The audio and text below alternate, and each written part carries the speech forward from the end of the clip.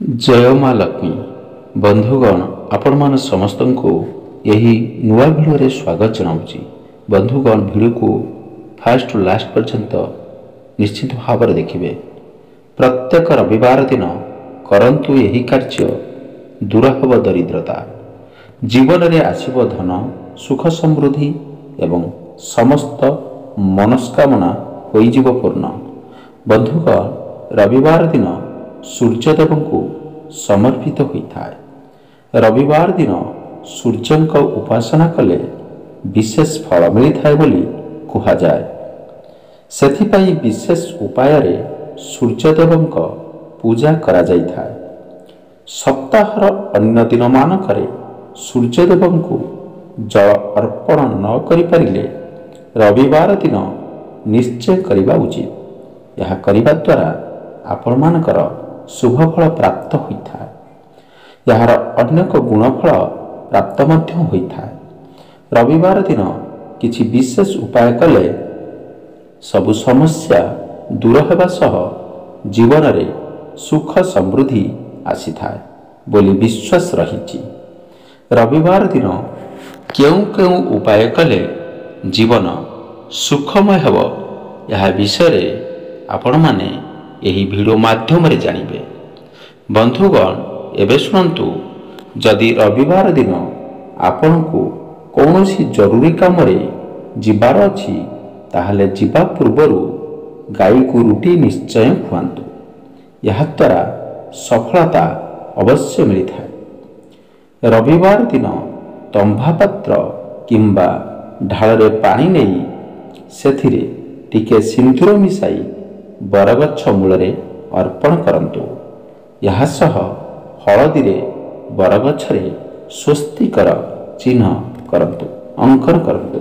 यह करिबा द्वारा आपण मानकर शुभफल प्राप्त होता है। रविवार दिन घरर सबु सदस्यक मथारे चंदन तिलक लगाइबा उचित। यह करिबा द्वारा आपण मानकर सबु कार्य सफलता प्राप्त होता है। रविवार दिन माछों को अटा गुला तैयारी करी खाइबा को देवा उचित। यह द्वारा शुभ फलदायी बोली कहा जाता है। रविवार दिन पिंपुड़ी को चीनी खाइबा को देवा उचित। यह करिबा द्वारा आपण मानकर समस्त समस्या दूर होता है। रविवार दिन शुद्ध कस्तूरी को हलदिया वस्त्र रे बांधी घरर ट्रेजरी रे रखी दिंतु।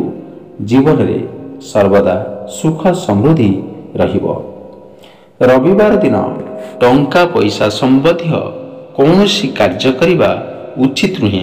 मन रखंतु बंधुगण, यही दिन धन संबंधी काम कले दरिद्रता आसी थाए बोली कहा जाइथा। रविवार दिन आदित्य हृदय स्वस्थ अवश्य पाठ करिबा उचित। यह द्वारा सूर्यदेवंकर विशेष कृपा प्राप्त होता है।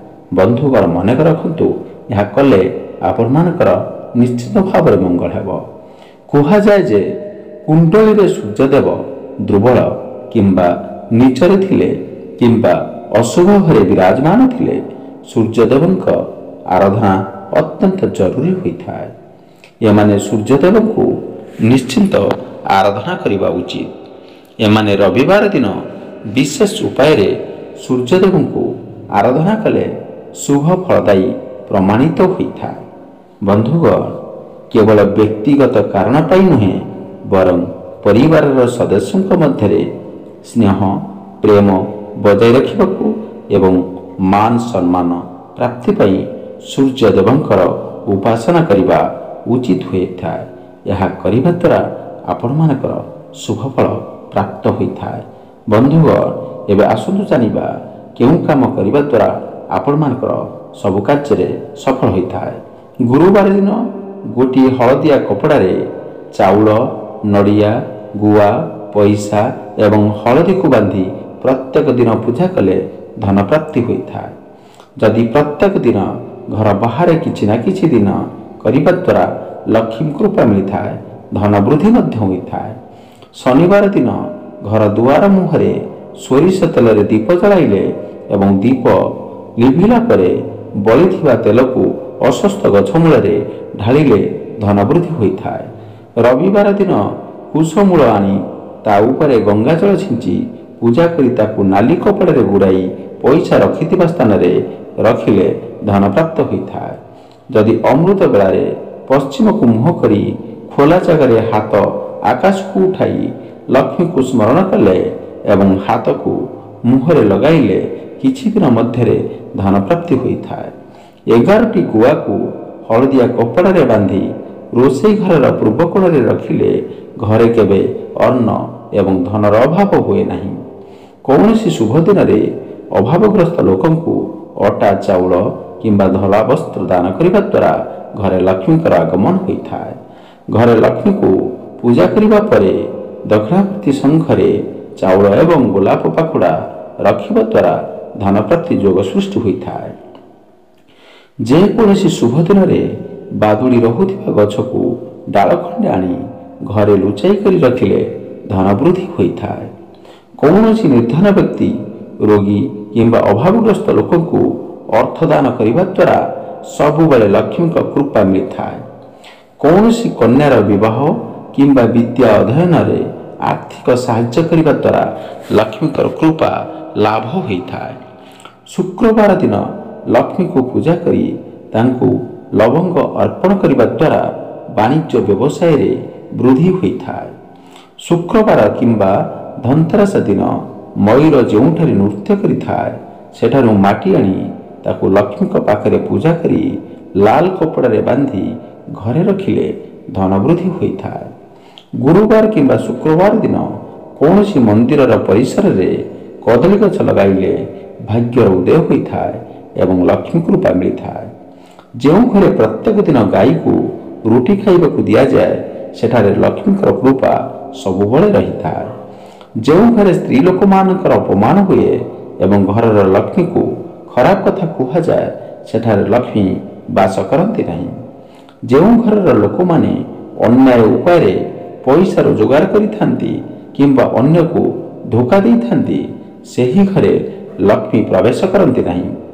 ଯେଉଁ ଘରର ଲୋକମାନେ ଅଳସୁଆ ହୋଇଥାନ୍ତି ଏବଂ ଘରର ସଫାସୁତୁରା ରଖନ୍ତି ନାହିଁ ସେହି ଘରେ ଲକ୍ଷ୍ମୀ ପ୍ରବେଶ କରନ୍ତି ନାହିଁ। ଯେଉଁ ଘରେ ସକାଳ ସନ୍ଧ୍ୟାବେଳେ ଦୀପ ଜଳାଯାଏ ନାହିଁ ସେହି ଘରେ ଲକ୍ଷ୍ମୀ ପ୍ରବେଶ କରନ୍ତି ନାହିଁ। ଯେଉଁ ଘରେ ପଣ୍ଡିତ ଜ୍ଞାନୀ ଏବଂ ଗୁରୁଜନମାନଙ୍କର ଅପମାନ ହୋଇଥାଏ କିମ୍ବା ଅନାଦର ହେଉଥାଏ ସେଠାରେ ଲକ୍ଷ୍ମୀ ବାସ କରନ୍ତି ନାହିଁ। ଯେଉଁଠାରେ ଲୋକମାନେ ଶାନ୍ତିରେ ରହିଥାନ୍ତି ଏବଂ ପରସ୍ପର ସହିତ ଉତ୍ତମ ସମ୍ପର୍କ ଥାଏ ସେହି ଘରେ ଲକ୍ଷ୍ମୀ ବାସ କରିଥାନ୍ତି। ଯେଉଁ ଲୋକମାନେ କଥା କଥାରେ ରାଗି ଯାଇଥାନ୍ତି ଏବଂ ନିଜ ଦୋଷ ଅନ୍ୟ ଉପରେ ଲଦି ଦିଅନ୍ତି ସେମାନଙ୍କ ଘରେ ଲକ୍ଷ୍ମୀ ଠାକୁରାଣୀ ରହନ୍ତି।